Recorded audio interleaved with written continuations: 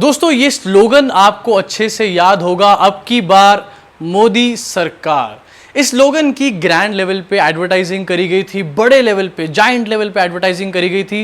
And result ये हुआ कि मोदी जी इलेक्शन जीत गए और कुछ लोगों को ये लगने लग गया कि अब शायद उनके अच्छे दिन आ जाएंगे। खैर, आज हम इस सब के बारे में बात नहीं करेंगे, इसको साइड करते हैं। आज हम बात करेंगे इस स्लोगन के बारे में। ये स्लोगन फिर से इस्तेमाल किया गया डोनाल्ड ट्रंप के द्वारा जब अमेरिका के इलेक्शंस में डोनाल्ड ट्रंप ने बोला अब की बार ट्रंप सरकार, वो भी इलेक्शन जीत गए।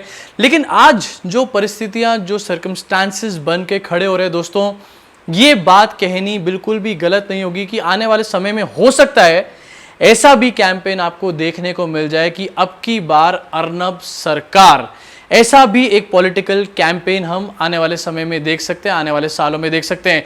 क्यों मैं ऐसा बोल रहा हूं? क्योंकि अर्नब गोस्वामी के पास आज की डेट में जितनी पावर, जितनी एब्सोल्यूट पावर खड़ी हो चुकी है आके, ऐसा बोलने पे मैं मजबूर हो चुका हूं। आपको भी बताऊंगा इस वीडियो में। सुप्रीम कोर्ट में आज एक हियरिंग थी अर्नब गोस्वामी की प्ली की, जहां पर अर्नब गोस्वामी को एंटिसिपेटरी बेल का एक्सटेंशन चाहिए था। इसके ऊपर हियरिंग थी और इस हियरिंग में जो बातें हुई, जिसका आउटकम हुआ, यकीनन उससे ये कहना ही पड़ेगा कि आने वाले समय में एक कैंपेन प्लीज निकाल दीजिएगा अब की बार अर्नब सरकार का भी। तो डाइव इन करते हैं इस वीडियो में, घुसते हैं इस वीडियो के अंदर और देखते हैं कि आखिरकार क्यों मैं ये सब बातें बोल रहा हूं, बड़े सवाल क्यों सुप्रीम कोर्ट की वर्किंग के ऊपर खड़े कर रहा हूं। और आपको एक बात ऐसी भी बताऊंगा सुप्रीम कोर्ट के बारे में, जहां पर आपको पता चलेगा कि सुप्रीम कोर्ट के अंदर भी आखिरकार डिवाइडर इन चीफ का जादू दिखने लग गया है। तो देरी किस बात की है, घुसते हैं इस वीडियो के अंदर।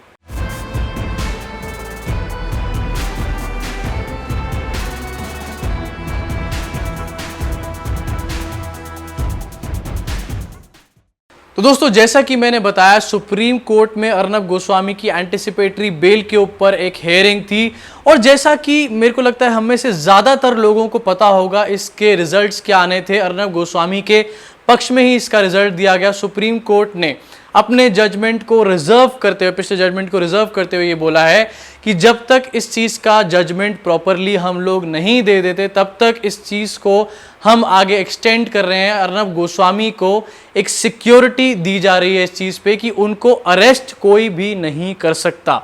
सीधे सीधे पता चलता है कि अर्नब गोस्वामी के ऊपर कितनी बुरी तरीके से सब कुछ निछावर किया जा रहा है। एक जर्नलिस्ट के ऊपर इतना सब निछावर कर देना, मुझे लगता है बड़े सवाल खड़े करता है सरकार के ऊपर। आप बोलेंगे कि भाई जर्नलिस्ट के ऊपर ही तो निछावर कर रहे हैं, क्या गलत है? तो यार, अगर जर्नलिस्ट के ऊपर निछावर किया जा रहा है तो अर्नब गोस्वामी के ऊपर सब कुछ निछावर करके रवीश कुमार को इस तरीके से क्यों छोड़ा जा रहा है? इसका जवाब सरकार को मुझे लगता है यहां पर निकल के देना चाहिए।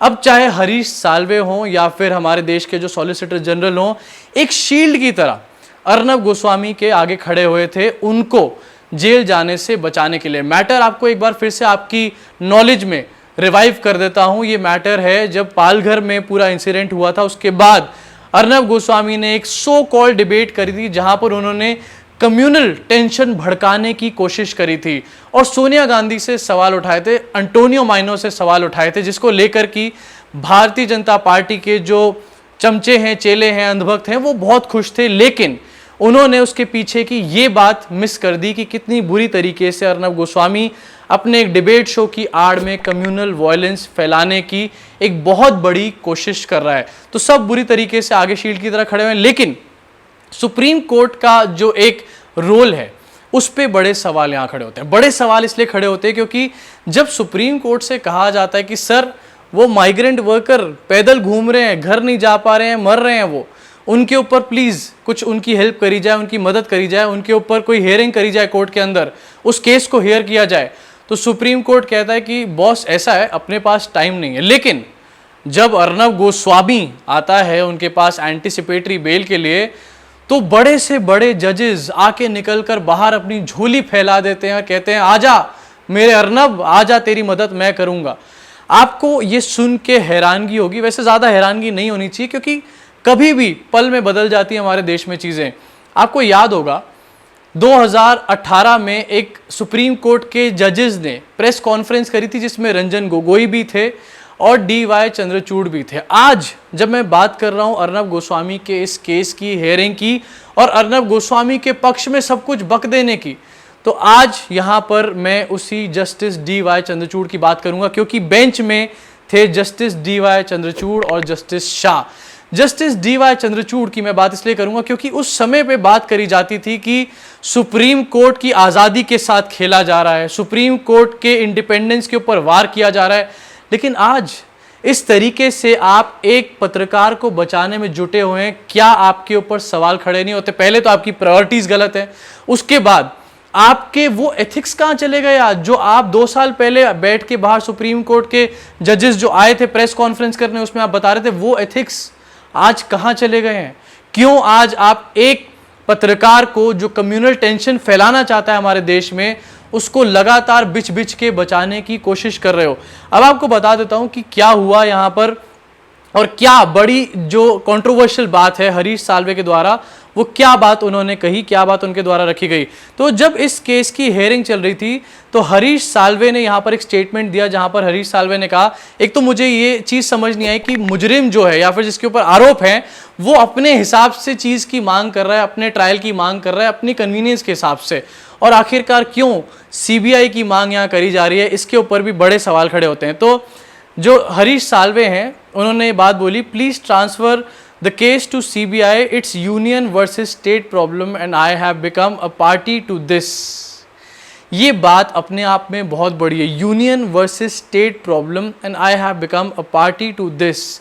यूनियन वर्सेस स्टेट प्रॉब्लम, इसीलिए मुझे लगता है कि यहां पर ये कहना शुरू में ही सही था। अब की बार अर्नब सरकार, जब हरीश साल्वे, ये लेमैन लैंग्वेज में मैं आपको बता रहा हूं, ये बात जो पढ़ के समझ आ रही है, हरीश साल्वे ये कह रहे हैं कि यूनियन वर्सेस स्टेट है, तो यहां पर तो भाई स्टेट किसकी है?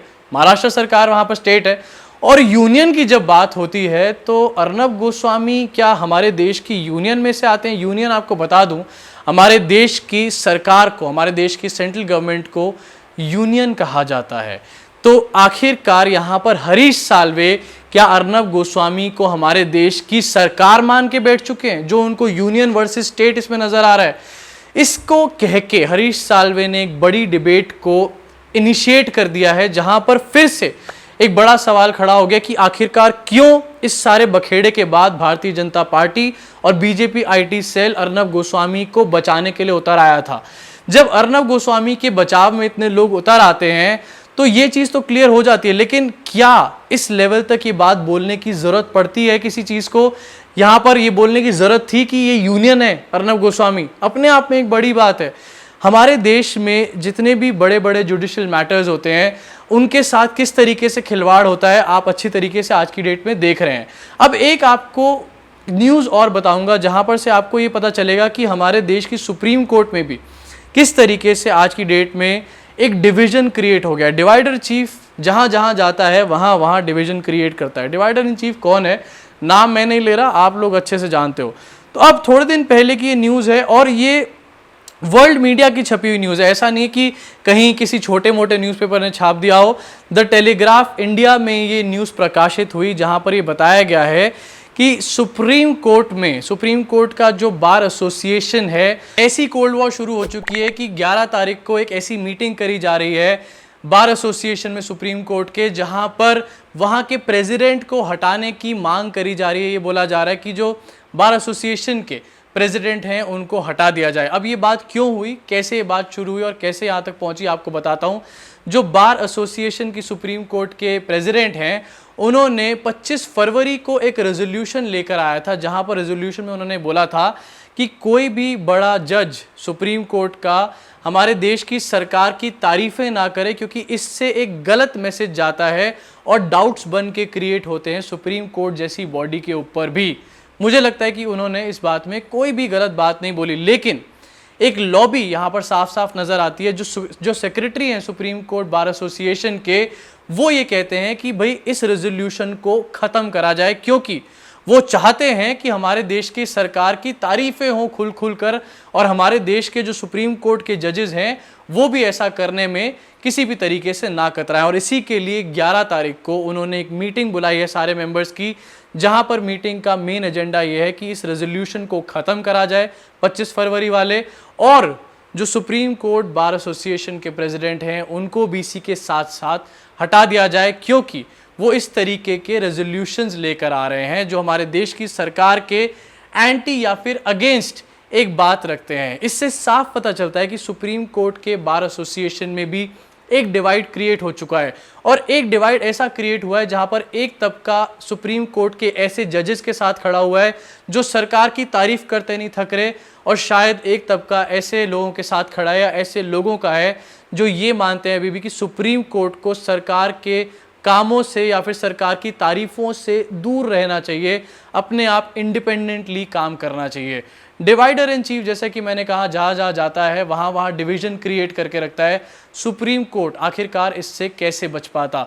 लेकिन दोस्तों बड़ी बात यह है कि एक पत्रकार को बचाया जा रहा है, वहीं दूसरी तरफ रवीश कुमार जैसे पत्रकारों के ऊपर लगातार अटैक्स हो रहे हैं। बीजेपी आईटी सेल, हमारे देश की सरकार, सुप्रीम कोर्ट, हाई कोर्ट, सब कुछ उनके पीछे पड़ा हुआ है। आखिरकार ऐसी इनइक्वालिटी पत्रकारों के साथ क्यों करी जा रही है, वो भी उनके साथ जो देश की सरकार से सवाल पूछ रहे हैं। क्या गलती है आखिरकार देश की सरकार से सवाल पूछने में? अगर हमारे को अपने देश के साथ कुछ गलत होता हुआ लगता है कि तो क्या हम इस चीज को देखकर आंख बंद करके बैठ जाएं? आखिरकार ये कैसा राष्ट्रवाद या फिर ये कैसा देश हित होगा? मुझे ये चीज़ समझ नहीं आती। अभी के लिए इस वीडियो में इतना ही दोस्तों। अगर आपको ये वीडियो पसंद आई हो तो इसको शेयर करें, और अगर आपको मेरा काम पसंद आया हो तो पेट्रेन पे जाके मुझे सपोर्ट ज़रूर करें।